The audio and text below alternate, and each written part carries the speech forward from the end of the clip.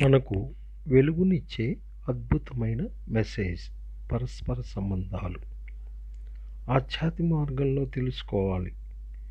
ఏ ఇద్దరు వ్యక్తుల మధ్య అయినా ఆనందం, అన్యోన్యత నెలకొని ఉండాలంటే 1 ఆవాజ్యమైన ప్రేమ, 2 సహనము, 3 తెలియజేయటము, 4 చేయూతనీయటము, 5 మోయటం అనే లక్షణాన్ని కలిగి ఉండాలి.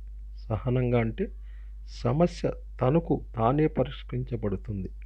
వాక్కు ద్వారా సౌమ్యంగా అవతల వ్యక్తి విషయాలను వివరించి మనము ఏమిటో సామధాన భేద దండోపాయాలనే 4 పద్ధతులతో అవతల వ్యక్తిని తెలియజేయటం.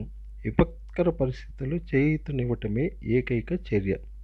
ఎట్టి పరిస్థితుల్లోనూ ఎవరితోనూ బంధాలను తెంచుకోరాదు.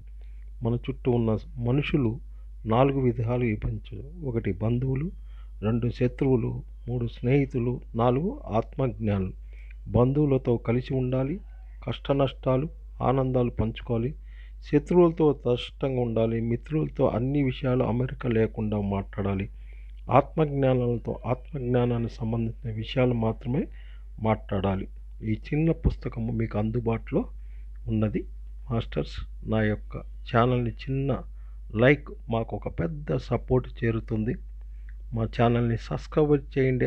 ఐకాన్ని టచ్ చేస్తే కొత్త వీడియో మీకు అందుబాటులోకి వస్తుంది. Thank you masters, thank you.